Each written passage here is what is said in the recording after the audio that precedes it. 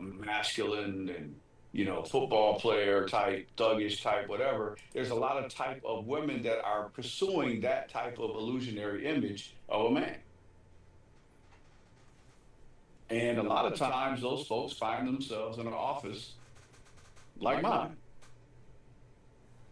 So because they fell in love with a stereotype, not a healthy version of a masculine man. A man is supposed to not just defend physically, but also mentally and spiritually. I would like to put forward another definition of masculine. Masculine to me means a defender, protector, and educator. Because it doesn't make sense for you to be real masculine and then somebody come in that takes your affects your family because they're smarter and yeah, destroys your family because he's stupid. You can be masculine and stupid.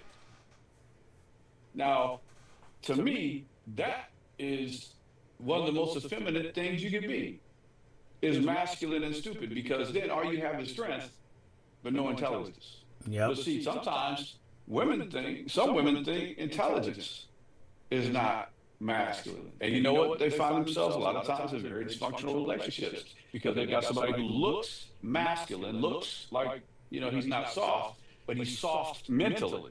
There you go. I like that.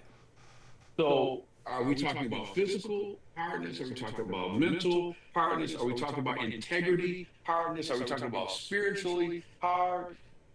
You got to look at all these factors if you're talking about a mate. Now, if you're looking at somebody to hook up with, that's a whole other discussion. That's for you to decide when you're immature and seeking those type of relationships. But unfortunately, a lot of women lock themselves into an immature relationship and wonder why they don't find themselves in a mature marriage or relationship because they ended up, and we've talked about this before, raising their husband and their children. Mm. Yep. So I probably gave you more information on that question than was originally sought after, but That's all that's what right. happens when you ask a therapist. I'll give you the whole answer. But if you want somebody that's just real hard, go to the gym. You can find a whole bunch of folks that are masculine and all that, at the gym, pushing a whole lot of weights, you know. But at the same time, what does it say intellectually? Are you interested in a relationship or you are looking for just a hookup? And that's what you have to determine on what you want. And I think by my answer what's going to give you a better outcome in terms of longevity and building a relationship and a family, if that's what your goal is.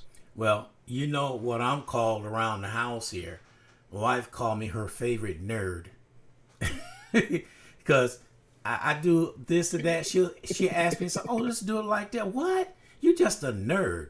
I said, "Hey, nerds were talked about back in the days, but a lot of people realize the nerdy ones was the one going out getting these high tech jobs and making all this money and doing all the things.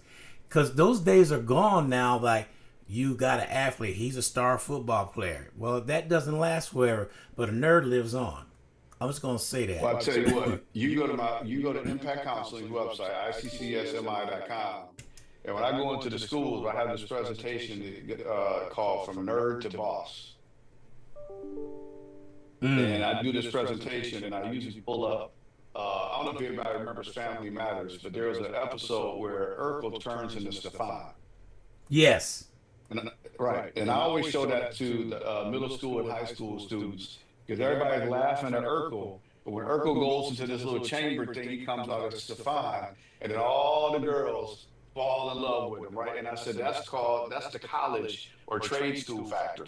All once that nerdy guy that you laughing at is in school and come out with his degrees and he's making that money, driving a nice car, and got benefits, all of a sudden he looks real attractive to the girls that, and some of the girls, and if you pay attention, there was a really cute girl that was checking Urkel out because she knew he was going to turn into Stefan. See? Remember, you got to watch, go back to the old Family Matters shows. It was a cute girl. And I would say, shoot, she was cuter than Laura. If I'm gonna be honest with you, she was cute. She was cuter than Laura. But hey, that's a whole different conversation. But she was on point because some of these girls know that the nerd is going to turn into a boss. And so I always love giving that presentation in schools because you see the kids who are usually being teased or whatever. They get their rep and they get to stick their chest out a little bit. Yeah. And then the girls are starting to look at them a little different. But it's true. You gotta have some intellect if you want to have a lasting relationship. You gotta have more than just that traditional, macho image or whatever. Now, I'm not saying, that doesn't have a place. I think there's nothing wrong with being masculine. There's nothing wrong with carrying yourself as a man. That's how, I was raised. A man opens the door, and those things that are considered now possibly a gender role is something how we were raised, right?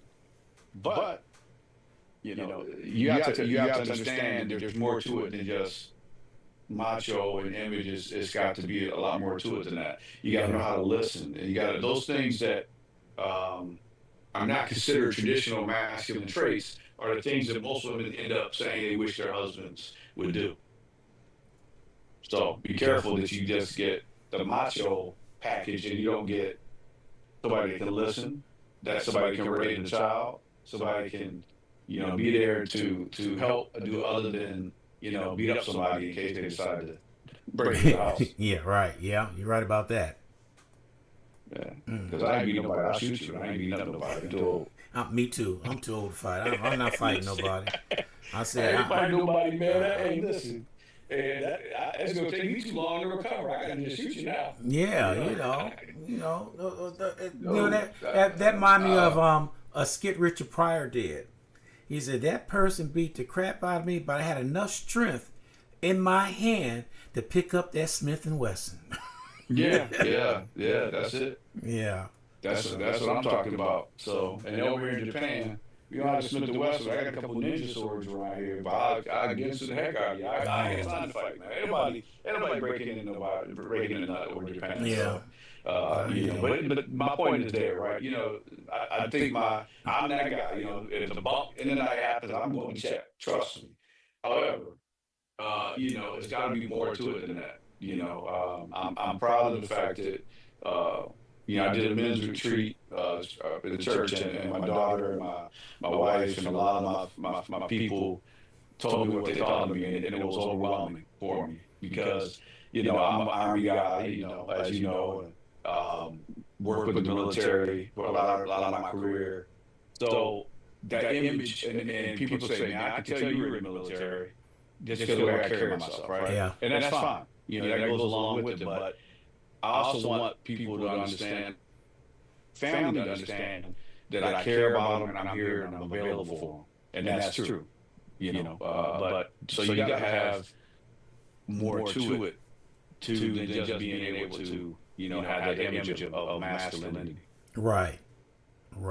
Well, good. I'm glad you answered that question. I had to get that out of the way. Yeah, that's it. So now I got to get to this other one about the grandma saying to find her a husband. I kind of, on one hand, I kind of like that she asked her grandma to find her a husband because she knows a couple of things about grandma, right? Grandma showed up and showed out, as grandmas normally do. Yeah. That she's wise, right? So she knows that if you can find somebody, and but grandma's already, instead of finding a husband, she gave her an assignment. She said, look, I need you to do some work before I can find you a husband. You notice your response was, she didn't say, maybe I know this person or this person. She said, you got to be able to respect somebody, which is interesting, right? You got to be able to respect somebody. So she must have seen something in her granddaughter about how she carries herself. Because that's a loaded thing to say respect. Because first of all, the man has to be, I get it, respectable, and you have to carry yourself in a way that is respected. So that's a loaded question that grandma gave her grandbaby, and let her know that, look, respect, it really is difficult these days, because on both sides, sometimes it's difficult for respect to happen. When you look at the artists that are out right now, the Nicki Minaj, the Sexy Red, all these, these other ladies, what's the other, this Megan Thee Stallion. Are these images that you're looking up to as a young person? If so, I don't know if that's really respectable. I don't know if that's what you. Well, actually, I do know if it's respectable. But and the man is pursuing those type of images, can you respect that? No, because think about it. How are you gonna have a family based on that type of imagery? How are you going to function like that? So respect is important, but maturity is what I think Grandma's trying to say. You got to be mature enough to receive the wisdom on how to be successful in a marriage. And respect is just one of the levels. You got to know how to carry yourself. Like you said, you got to know how to carry yourself in front of everybody. I think he said, if you disrespect him in front of people, he's going to start pulling away. Yep. Exactly. Well, what happened to the dating phase, where you can see how people act and how they carry themselves and all that, and then you develop a reverence for a person based on how they carry themselves and some of the things they've accomplished in life and how they treat you and all those things. So we got to go back to some of those traditional ways, because grandma, that's a traditional term, respect. Some pastors actually took respect out of the vows. Did you know that? Mm-mm. Wow. Yeah. Some of the pastors have taken respect out of the vows and obey. I think it's obey. Yeah. All right. Yeah. Well. Yeah. So think about that. I don't know. Maybe respect was in the vows. I don't know. Respect, honor, and obey. I don't know. I don't know. I got to look back at my contract. What my wife's supposed to be doing.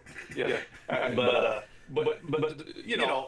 that respect thing is important. But here's the thing I'm gonna say on this. You got to respect yourself first before anybody can respect you. Yes, amen to that. So how you carry yourself, how you dress, how you talk to your significant other, and how they talk to you is going to dictate, that respect level and that love level. And respect is a bare minimum in a relationship, by the way. You should have a reverence to somebody you want to spend the rest of your life with. And that's, I think, Grandma's 100% right. So if you want to get a husband, I'd say start looking around to people that are good husband material. Somebody that has a job, a career, education, has some family values, has some family goals. And, if you don't have that, maybe you don't have someone that you can be looking at as a husband. You said some respect, and actually, that young lady should be respectable so that man could find her, and not her looking for a man that she want an image of. Let the man find her. If she's respectable, he will seek her out.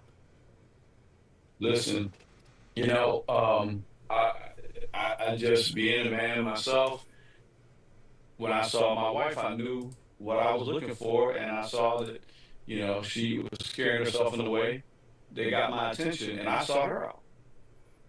See? And that was Tiff to tell you the story, man. I told her that day. I mean, my game was pretty strong back then. I told her that day she was my wife. That took a lot of guts to say that for the first time. And but you know it. You know it in your heart. You knew it, and 20 years later, we still in the game. So Yep. we're gonna talk about relationships and all that stuff. We got a couple webinars coming up in 2025 that we're gonna get into, you know, relationship, seeking, building, and keeping.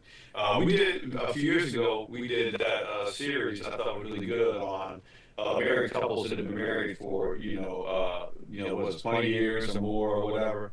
I think that's where I'm a therapist. I've done marital counseling and do relationship counseling, but it's something about talking to people that have done this thing for over 20 years. They can impart wisdom. So yourself and Dee Dee, Eddie, Jackie, Tyrone, Glenn and Veronica, and if I didn't say Dee Dee and Eddie, all those folks, we can contribute. There are others too that were involved in this and kind of giving a master class on marriage. And then also we got to bring some other folks in there, younger folks that are just starting their journey and how they were able to kind of pull it together. We need to do something like that again. But in terms of a healthy relationship, the first thing I'll tell anybody before they even start thinking about a relationship is you got to be healthy yourself. You can't have one person healthy and another person is not healthy and get into a relationship and think you have a healthy relationship. It's just not going to work. So you have to be able to be healthy in terms of checking your insecurities at the door, your previous scars from other relationships, to enter this relationship and give it an opportunity. Some people keep reliving their previous relationships. Ooh, you said it right then and there. They bring that baggage with them. Hey, what's that song that Erica Badu said, Bag Lady? Yeah. Listen, it's true. It's true. A lot of people, and it's not just for the ladies, it's for the men too. We bring bags to relationships. And what's crazy for a lot of the guys, we bring bags that we created. We out there doing the wrong thing, so we assume that they're doing the wrong thing. Yeah. So it's really about maturity and understanding, knowing self before you even get into a relationship. But let's just be honest. What a lot of relationships start with is just the attraction. Yeah. And if you're attracted to the wrong thing, going back to the previous conversation, just attracted to a person that's considered hard or soft, you might be looking at the wrong things to build a healthy relationship. And if you're looking at the wrong things to build a healthy relationship, you're never going to be in a healthy relationship. Amen to that. So just a little logical, reasoning 101. Yeah. That's not really deep therapeutic value. That's just basic common sense that grandma could have gave you. And grandma could give out some common sense too. Listen, that's some of the first therapists, man, that I came across. Some others in those churches used to let you have it. Yeah. And you can take it, leave it. It'll be there for you whenever you want it. I'm come back the same every time. And them ladies tell it like it is too. And leave it on the table. And go on and put their little blue hair hat on or whatever, and get on out the door, Yeah. After they said what they said. So that's so true. But listen, we gotta. Did we hit everything that? Yes, sir. That came in. Okay. Yeah. So something that has really caught my attention over there in the United States, and it was this man who, the CEO of United Health, that was killed. Brian Thompson is his name, and the killer on the shells, which are the what do you call it? I guess it would be the shells around. They had writing on there, etched on there, called "Deny, Defend, and Depose," which is a tactic was a book about a tactic that insurance companies use to keep from paying people their benefit. So I just want to talk about that a little bit because a lot of people don't know that, and a lot of these people, a lot of you guys, a lot of people, our listeners or whatever, a lot of our listeners might be paying for a short-term, long-term disability, might need to pay for their benefit, use their benefit one day. And I think we need to, this thing has highlighted the tactics of what a lot of insurance companies use in the States to keep from paying out their benefit. Now, if you've ever had to utilize insurance, the one thing I do know is they are never late in pulling your premium. Oh no. They're never late on that, right? But the moment you need your benefit, that's when things start to get a little interesting, right? And I can attest to this, right? But I have a business, I have a practice, I have a couple LLCs. So one of the first things you do in building a business, you get legal representation. So I have attorneys, and I have access to some pretty good attorneys. So when people start getting a little funny acting, I have resources. But you have to think about something. I've had some recent health challenges and some pretty significant ones. And when you're in that mindset, the last thing you want to do is have to figure out how to get around this defend and deny and oppose. I'm going to give another D in there. They also have what's called delay. Right? Oh yeah. They will do everything they can to delay. And I can speak to this personally. We'll get into this in a webinar that's coming up 2025 on how to deal with this stuff. But I know for a fact, I've had to go back over. I have 91 emails. I'm not going to name the company here. I'll do it in the seminar, in the webinar. But 91 emails that I've had to send back and forth to get a benefit that I already qualified for, that I paid for. So this is a very well-known insurance company. So this is something personal that I've experienced. And I have attorneys and resources on. Just imagine the average person doesn't have those type of resources. So what a lot of them rely on is that you're just going to give up. You're going to be so frustrated that you're going to give up. And you know that they're so confident that you're going to give up, they already have the supporting agencies call you to get you to apply for things like Social Security and things like that, so they don't have to pay. The whole goal is for them not to pay your benefit. So we need to understand what maybe this is about. Read that book, because you don't want to be in a situation where you need your benefit. And I'm talking to the people of color and people that don't have a lot of resources already, the most adversely affected, as well as other folks. But I'm talking directly to people of color who maybe have these benefits or worked hard to get benefits, and not just people of color, there's other people that maybe aren't wealthy, and they need this benefit. Just know there's tactics out there for them to hold on to your money or hold on to your benefit, and you need to understand how that system works before you get in it, because it's too late once you're in it. If you don't have the resources, everybody needs to have access to legal representation. There's programs out there. Legal Shield is one of them. Yes. You can very affordably make sure that you have legal representation or access to legal representation at a discounted rate. Because I can 100% guarantee you, these companies and these organizations, they respond 100% to you differently once they know that they got somebody that can speak their language and hold them to that contract.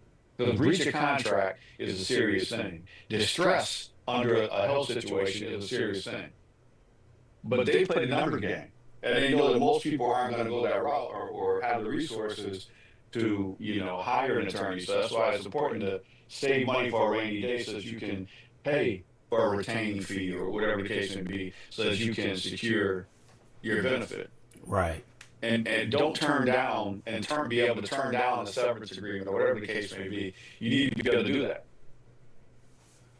So we'll get into some of that, but I just think people need to understand really why there's such a buzz about this conversation, and I have to say, I think some of the practices in the states are, I can't think of any better way but to say that are evil. Hmm. You're paying for a benefit all this time, and then when you need it, the same company that's taking your premium every 2 weeks is going to try to not pay out. And I can speak to it. I got the documentation, the letters to show it. So we're going to get into it, show you the tactics and how I got around, how I got paid.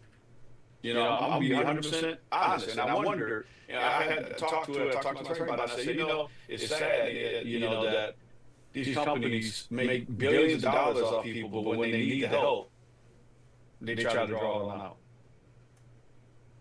intentionally and hope that you give up.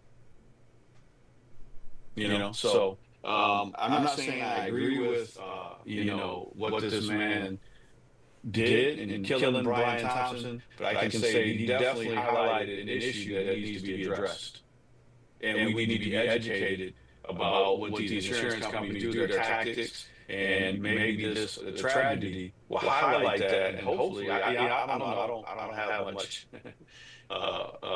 confidence in corporate America changing unless they're forced to change. Right. But we can be aware of the tactics so that we can move differently and be aware as a whole, and then apply that pressure to these corporations to do what they say they're going to do. And one thing I've learned a long time ago, I don't put all my stuff on social media. I don't make comments, I make content. I'll let that sit for a minute. I don't make comments, I make content. I'll save a few of my comments on the show here, but the content is where I'm going to go into more detail about what exactly is going on, how you can move, and how you can make the difference of, thousands of dollars per month that you could be eligible for if you know how to move, versus not being educated on the tactics of these companies. Well, we know there's one tactic that they use all the time. when you file a claim, the first thing they do is deny it. Yep. That's tactic one. I know that for a fact. Yeah. That they will deny it. You gotta almost resubmit all the time. And what gets me, you have to resubmit the same information they have already. Well, that's the delay phase, right? That's the delay phase and the deny phase, right? That's in that first one. Then they try to defend it. So the first thing you do is you have to keep good records of what's going on, and I like to have everything in writing. So avoid having lengthy phone conversations. Use those emails. Emails work. Yeah. Email work. And don't be afraid. Once you talk a couple of times to your representative, go up the chain. Don't be afraid to go up and ask for a supervisor, then ask for that supervisor. Keep going up the chain and keep documenting at every level. And then when the communication breaks off, because after a while they're going to stop talking to you anyway. Yeah. Over the phone. You make sure you keep documenting, and then that's when it's important to have the attorney reach out. And then once that attorney reaches out, that changes the whole dynamic. Oh yeah. But it's a crime scene. That's when it becomes something different. When that attorney reaches out. And that's a crying shame that we have to go to attorney for them to start talking like they got some sense. That's where we're at, though. A lot of times. Now there are some companies out there that this doesn't relate to, but you'd be surprised at how many companies that it does. And that's including international companies. I've got some incidents where I can talk about that. And that's also some domestic companies. And obviously, a lot of these companies that have domestic programs also have international features to it. So if you ever travel, you need to know exactly what the reputation is of with some of these companies. So you can call the hospitals and say, what is your preferred insurance? Find out. Yeah. Because if you're ever in a situation, and listen, I'm going to say this, and please hear me when I tell you, it changes. So what was a preferred insurance carrier last year might not be a preferred insurance carrier this year because they sometimes go through different associations. And one year they could have no problem paying their claims. The next year, they could be a disaster at it. All right. And that could adversely affect the care that you receive in another country. Hello, I'm talking from experience. You better listen before you find yourself in a situation. These companies, their bottom line is profit. So understand they will profit off of your expense if you don't know what the guidelines are, what they're supposed to do, and hold them to it. You know, you brought up something there. It was this guy that went on a cruise. He got sick. They did everything. He was all right. They gave him a bill of $5,000 something. He had to pay right then and there. Because in the small print right there, they do not take state insurance. United States insurance. Once they're out in international waters, they do not take that. So the guy was there for like 2 or 3 hours. He didn't have the money. And I'm trying to figure out what they're going to do. Hold him hostage or what? But when you go on a cruise, you go anywhere overseas, you need to read that fine print. Listen, they will get you. When you go on a cruise, you better read that fine print. And when they give you that little card, that's not bonus money. That's coming off of your credit card. Yep. when they walk around with those drinks or whatever, and they ask for that card that they give you. Oh, when you get ready to get off that boat, you gonna have to just pay the tab on that card. Yep. And I've seen some people that are quite shocked at how much money you can spend on three night, 5 day, whatever. You get ready to get off that ship. I've just seen some people all over the globe on Carnival Cruise Line. Oh yeah, I seen them. I seen there was one in front of us. They gave them the bill, their liquor bill for drinking, $800 and something. Hey, Ron, I've seen a couple almost go at it. I think they did go at it. When that bill came in, because they had no idea. I guess they thought that it was included. So he was, or the wife was going crazy. Or somebody was going crazy. I don't know. Somebody went crazy. And they've been going to the spa and getting facials and getting all kind of drinks and all kind of stuff, and not going with the stuff that was already provided, like the dinners and all that stuff. And every time that person came around and was offering drinks or whatever she was buying, so I think they had a bill, so it was a few $1,000s that they thought, so they basically paid for the trip 2 times, or maybe 3 times, Yeah. So it was a couple words being exchanged. They had to stop the line. I bet it was. That dude was going off. I think they had to call the police in there because they were like, who's paying this? I ain't paying this. Who got all this? And then I think he thought it was overcharged. And no, when they hit that button, they had every drink, every I said, "Oh my gosh, so pay attention to the fine print on these trips. You better be careful because you will get that other bill, and you got to pay it. Ain't no way around it. You got to pay it. If you don't pay it, you're gonna get a bill, a collections something because they got you, and it's on your charge card. It's gonna keep hitting your charge card. So yeah, that's crazy. But it is. Going back to insurance companies, I remember years ago I was in a car accident, and we got banged up pretty good. And that night, about 7 p.m., the other people insurance company called me, and this was their exact words: "We're sorry for your death, but we're willing to offer you $30,000. And I'm saying, nobody died. I said, you are so insensitive. And I said all that, then I hung up on them. So that's when I got a lawyer. I had to get a lawyer for that right there. Same what they did. And they denied that they said that. But smart me had a recorder, recorded the whole thing. So they couldn't deny it, that they didn't do that. How insensitive is that? They're willing to give you this. We'll just give you $30,000. Like, if somebody did pass away or was killed in a car accident, you gonna tell me that person's life is only worth $30,000? What they're hoping is to catch you grieving and in a vulnerable moment. I'm telling you, man. Does that sound, to me, does that sound evil or not? That's more than evil. Let's just call it, like, when I said it was evil, the more I hear about the practices, man, it's evil. These people are sitting there thinking, okay, that person might have just lost someone. Let me call right now, off from $30,000.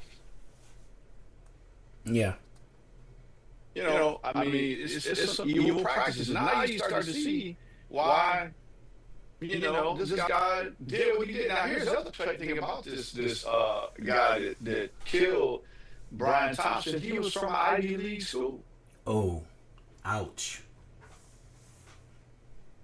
He was from an Ivy League school. So it wasn't that the boy was dumb. It wasn't that he was came from this impoverished environment. So, you know, being a therapist, I like to dig in and kind of figure out, like, what made this person snap? And he had his friend that he went to, his roommate, speak about it. He said he was a soft-spoken young man, athlete. He had some injuries. Red flag. As a young man, he had injuries, and he couldn't function, you know, as a young man like a lot of his colleagues. So he already had some limitations. So just imagine, you know, I don't know what happened. I don't know, but I know that book does a lot. Yeah. What book he chose to highlight said a lot, and I think is a brutal critique on our insurance system and healthcare system. And I would say this too. I've been over in Japan for about a year and a half and had a couple surgeries. Never needed surgery really in my life, but when I tell you how much I paid, Ron, just put it out here. I've only paid a couple $100 for 2 surgeries. And that's over there in Japan. Yeah. You know what have been over here in the United States? Huh? You know what the price have been over here in the United States? Oh, yeah, easily. As a matter of fact, I'm not even talking about all of the ultrasounds and the tests that I've had that were done the same day, and the results were given the same day. Not 7 days later. Not 7 days later. That day, I went in, I got my ultrasound, I had CAT scan, I had everything I needed. There was done that day. The results that day, and here's the crazy part, I even talked to the specialists, doctors, same day. And walked out paying $60. Hey, I'm not mad at you for that. No, just think about that for a second, though. Yeah. Think about that for a second. Now, the food is interesting.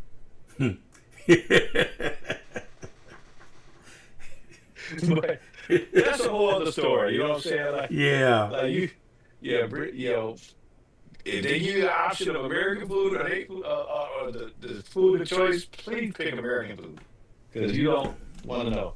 But anyway, but other than that, come on, man. Why is it so expensive to get help in the best country in the world, financially, supposedly?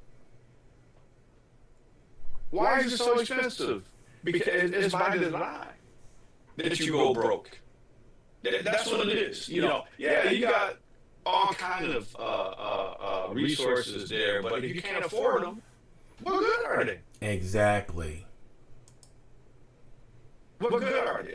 And I think like right after Brian Thompson's murder, they backed off a policy. They were talking about, I can't even believe they're talking about this. They were talking about a limited time they were going to pay for anesthesia during surgery. Did you hear about this? Okay, let's take a look at it. I want to make sure I'm not giving false information now. But they were talking about at one point limiting the amount of time that they were going to pay for anesthesia. It was a certain amount of hours, a certain amount of time they were going to do that. And then after that, it was supposed to be on the customer to pay for it. And they backed off that right after that. From what I'm understanding, I did see that out there on the internet, so I'm not sure if that's valid. So we have to look that up. Yeah, I'll look that up. You know, this is a game changer. This is an eye opener that could potentially be a game changer for these insurance practices. Yeah, because a lot of people didn't know about this book, and I think we need to at least educate ourselves on the policies and procedures of these insurance companies, so that we know what's up.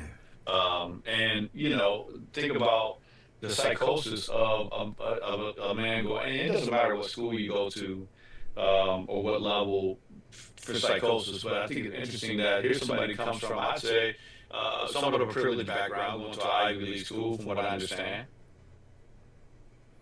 that responded to this system that I think he had some problems with. And I think when they carted him in, he said, all I got out of it, I heard him saying something that's an insult to the American people, and they carted him on in there. I don't know what else he was trying to say, but I think he was basically critiquing the system that exploits other people. And I think it needs to be highlighted. I typically don't like highlighting issues that murderers are highlighting. But in this case, I didn't know about that book. Did you? No. Deny, defend, depose. And I know from my personal experience, I know something's wrong with our insurance system. So hey, let's talk about it. Let's figure it out. Yeah, man, that's wild. It's very wild, but it's very real. And you know. I think that we need to know about it before you're in that situation, before you get sick, before you need your short-term or long-term disability, or before you need your benefit, your health care, or whatever. You need to find out exactly what the tactics are so you can deal with that, or have your family help you deal with that, so you can focus on healing.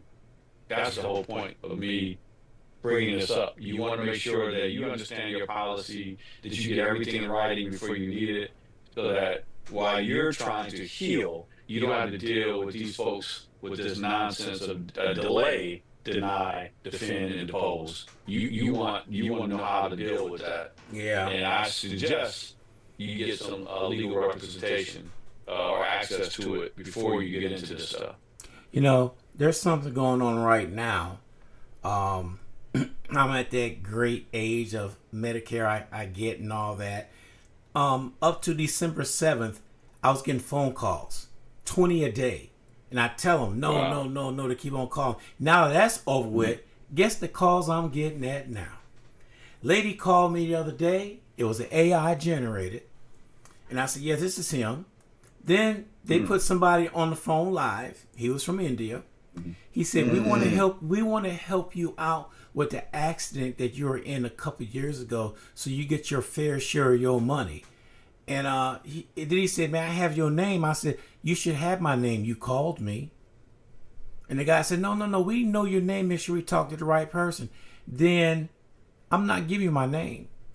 And I haven't been in the accident the past 2 years. How'd you get my number?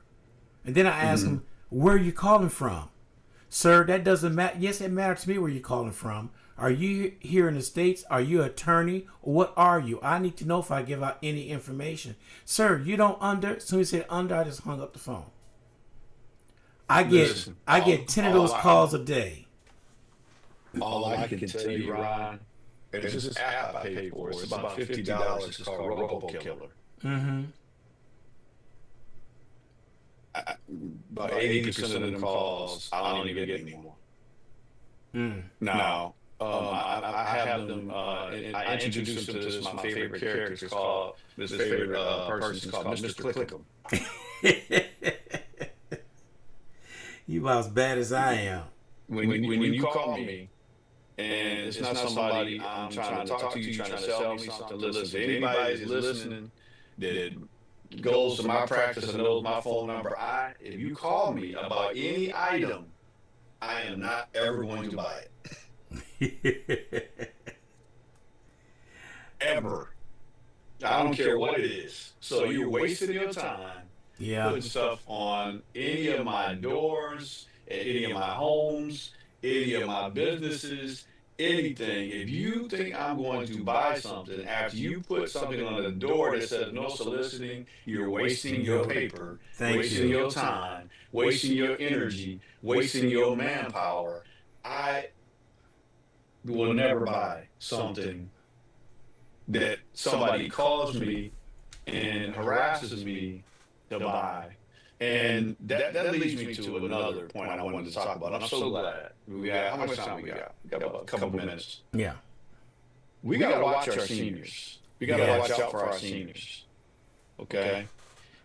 I took care of my grandfather about 15, 16 years who had dementia that eventually progressed to Alzheimer's. And I'll never forget. Don't recommend speeding on the highway. Before I tell you the story, don't do it, but I did. Driving back from Michigan State University to Grand Rapids because somebody was trying to sell my grandfather, who I had power of attorney over because he had dementia that progressed to Alzheimer's. And the home health aide just left. And this slimy salesman was trying to sell my grandfather windows for the house. Uh-oh. I know where this is going. So one of the things, there was a thing on CNN about people that have Alzheimer's. One of the things you can tell is that they fall for scams. Mm-hmm.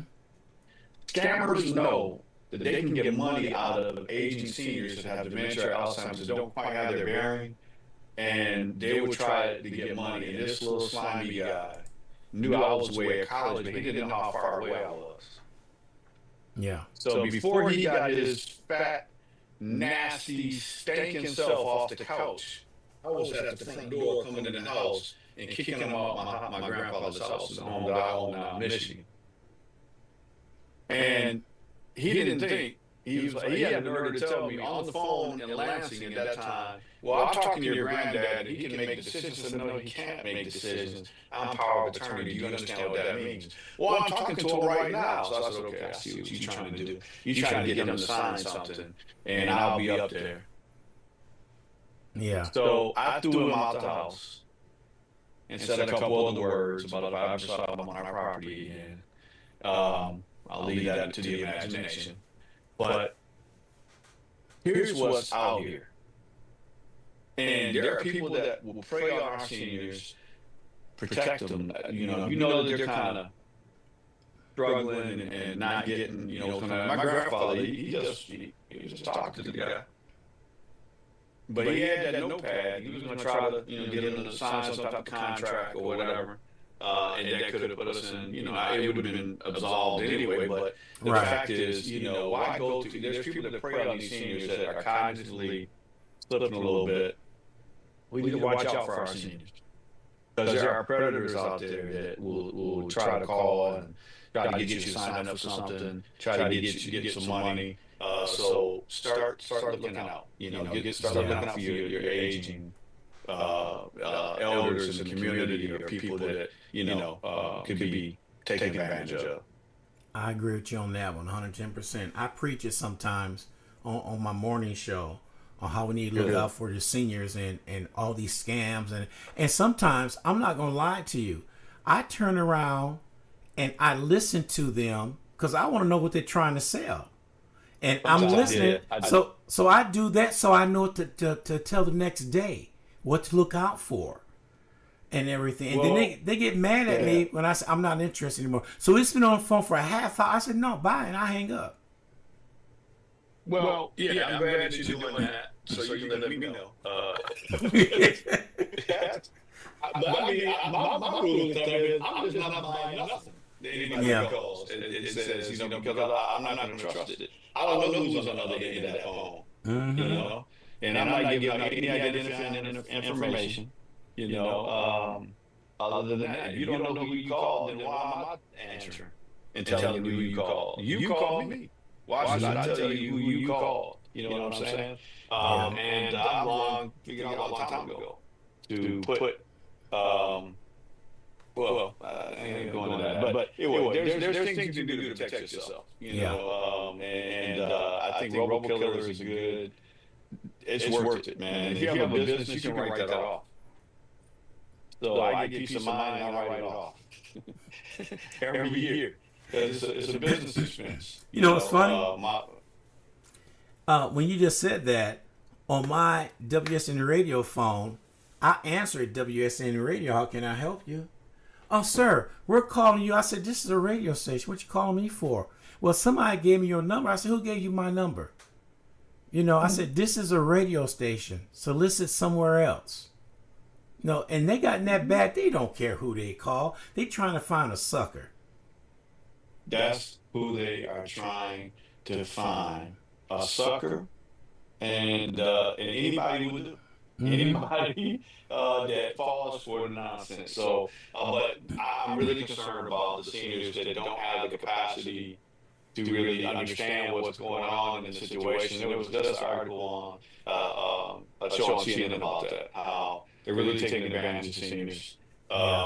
You know, and one of the criteria now for Alzheimer's is people that fall for scams. Yeah. Exactly. And I don't know, man. I really wish we would tighten up the laws and regulations on people that seek out those folks. And I mean, on the house I have in Michigan, they call all the time trying to get me to sign over the house or sell the house for little or nothing, you know.